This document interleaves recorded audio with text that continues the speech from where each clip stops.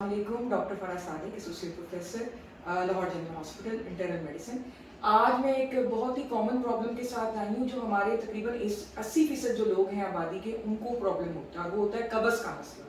हर दूसरा बंदा जिससे आप पूछ लें वो कब्ज़ का शिकार है, और कब्ज़ की वजह से फिर वो कहता है कि जी मुझे भूख नहीं लगती है, मेरा पेट फूला फूला रहता है, मेरा जी मतलाता है, मैं मोटा लगता हूँ या लगती हूँ। इस तरह के मसले मसाइल जो हैं वो होते हैं, और ये कब्ज़ किसी भी दवाई से ठीक नहीं होती।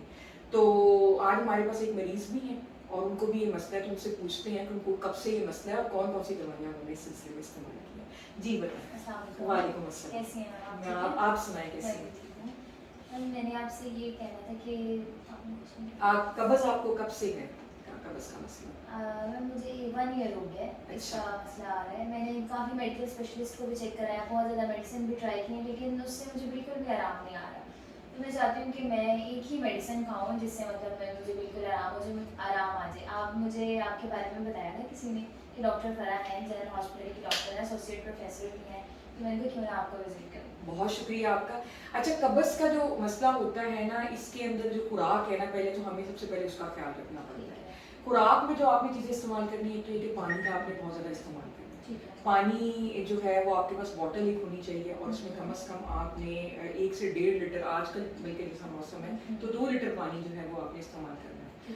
तो दूसरे नंबर पे ये है कि आपकी जो खुराक है उसके अंदर ज़्यादा ऐसी चीज़ें होनी चाहिए जिसमें कि फाइबर हो, यानी कि रेशे वाली चीज़ें होनी चाहिए। इसमें खीरा आ जाता है, टमाटर आ जाता है, और प्याज आ जाता है। पानी के अंदर भी हम खीरा वगैरह ऐड कर सकते हैं। जी बिल्कुल, और वो भी डिटॉक्सिफिकेशन भी कहते हैं, लेकिन बहरहाल मुझे उसके बारे में कुछ इतना वो नहीं है, मैं उसके बारे में मुतमईन नहीं हूँ कि वो कहते हैं या नहीं कहते। बहरहाल उसका कोई नुकसान नहीं है। तो एक ऐसी चीज़ जिसका नुकसान नहीं है खीरा डालने का, तो शायद कोई फ़ायदा हो जाए, तो आप बिल्कुल उसको इस्तेमाल कर सकते हैं। तो एक तो सलाद का इस्तेमाल जो है ना, एक तो आपने बहुत ज़्यादा करना है, पानी का इस्तेमाल आपने बहुत ज़्यादा करना है। फिर उसके बाद फल जो हैं उसमें अमरूद, सेब, आड़ू, ये सारा ऐसा है जिसमें कि फाइबर या पल्प जो है वो बहुत ज़्यादा है, रेशा जो है वो बहुत ज़्यादा होता है इसके अंदर। तो ये सारी चीज़ें जो है ये मोशन जो है उसको लाने में हेल्पफुल होती हैं।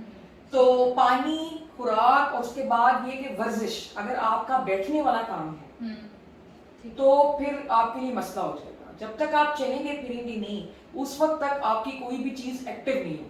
तो आपने चलना फिरना है, एटलीस्ट वॉक ज़रूर करना है। हफ्ते में कम से कम हम डॉक्टर एडवाइस करते हैं कि 5 दिन जो है वो आप कम से कम वॉक करें, 15 से 20 मिनट का, ठीक है। अच्छा, इसके बाद भी फर्ज करें कि आपको, क्योंकि मेरे पास बहुत से मरीज ऐसे आते हैं वो कहते हैं जी हम तो सबूल का छिलका भी खा रहे हैं, वो भी बड़ा अच्छा हल है क्योंकि उसमें भी सारा फाइबर होता है ना, तो वो दही में डाल के, दूध में डाल के आप बिल्कुल इस्तेमाल कर सकते हैं। पहले आप 1 चम्मच से शुरू करें, उसके बाद उसको आप बढ़ाते जा सकते हैं। और उसका सबसे बड़ा ये नेचुरल चीज़ों का ये फ़ायदा होता है कि आदत नहीं डालती है। कब्ज़ की जो दवाइयाँ होती हैं वो सारी की सारी आदत डाल देती हैं। मतलब अगर आप कोई दवाई सिरप ले रही हैं या कतरे ले रही हैं या गोलियाँ ले रही हैं, तो कुछ दिन तो उनका असर रहेगा, और उसके बाद जो है वो आपको उस खुराक से भी फर्क नहीं पड़ेगा, तो आदत पड़ जाएगी। तो ये चीज़ें जो है ये आदत नहीं बनाती हैं। तो अगर आपने ये इस्तेमाल करनी है तो जितनी देर मर्जी आप इस्तेमाल करें, जितनी मिकदार में आप इस्तेमाल करें, ये आपको आदत नहीं डालेगी।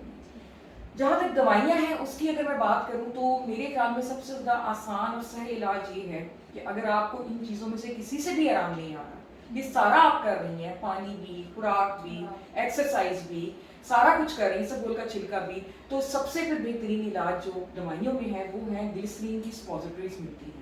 बत्तियाँ होती हैं, एडल्ट सपोजिटरीज होती हैं, एक डब्बी आप फ्रिज में रख लें, और ये बिल्कुल आदत नहीं बनाती हैं। और कब्ज़ के मरीजों का एक और बड़ा मसला ये होता है कि 3-4 दिन के बाद वो वॉशरूम जाते हैं तो मोशन या पखाना हार्ड हो जाता है, और जब वो जोर लगाते हैं तो वहाँ पर जख्म हो जाता है जिससे फिर खून रिसता है, बड़ी तकलीफ दे कंडीशन होती है, एनल फिशर हम उसको अपनी ज़बान में कहते हैं। तो इसका फ़ायदा ये होता है सपोजिटरी का कि अगर हम इसको 1 या 2 जो है मरीज को कहें कि वो अपनी पखाने वाली जगह के अंदर जो है वो रख ले, और 1-2 घंटा कम से कम उसको लेके लेटे।